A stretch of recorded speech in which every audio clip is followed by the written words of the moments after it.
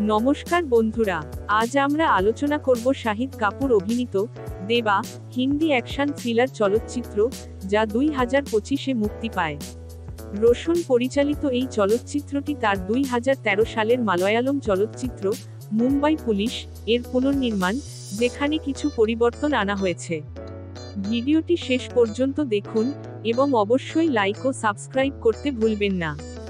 চলচ্চিত্রটির কেন্দ্রবিন্দুতে রয়েছেন এসিপি দেব, একজন সাহসী পুলিশ অফিসার, যিনি একটি জটিল অপরাধের তদন্ত করছেন। তদন্তের সময় তিনি তার অতীত এবং ব্যক্তিগত জীবনের সাথে সম্পর্কিত বিভিন্ন চ্যালেঞ্জের সম্মুখীন হন, যা গল্পটিকে আরও জটিল করে তোলে। শাহিদ কাপুরের অভিনয় প্রশংসনীয়।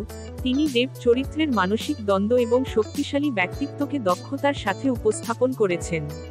পূজা হেগড়ে দিয়ার চরিত্রে এবং পাভেল গুলাটি এসিপি রোহান চরিত্রে তাদের ভূমিকায় যথাযথ অভিনয় করেছেন। রোশন পরিচালনা দক্ষ, তবে চিত্রনাট্যে কিছু দুর্বলতা রয়েছে।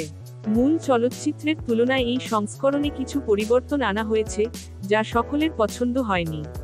বিশেষ করে ক্লাইম্যাক্সটি কিছু দর্শকের জন্য সন্তোষজনক ছিল না। অমিত রায়ের সিনেমাটোগ্রাফি এবং এস শ্রীকার প্রসাদের সম্পাদনা প্রশংসনীয়।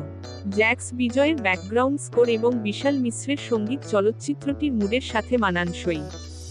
দেবা একটি শক্তিশালী অভিনয় এবং চিত্তাকর্ষক প্রযুক্তিগত দিক সহ একটি অ্যাকশন থ্রিলার, তবে চিত্রনাট্য কিছু দুর্বলতার কারণে এটি প্রত্যাশিত উচ্চতা স্পর্শ করতে পারেনি।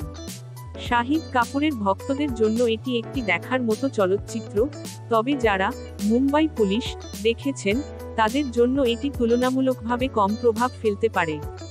এই মুভি নিয়ে আপনার কি মতামত, নিচে কমেন্টে জানাতে ভুলবেন না। এই রকম আরও মুভি রিভিউ পেতে আমাদের চ্যানেলটি সাবস্ক্রাইব করুন এবং বেল আইকন ক্লিক করুন।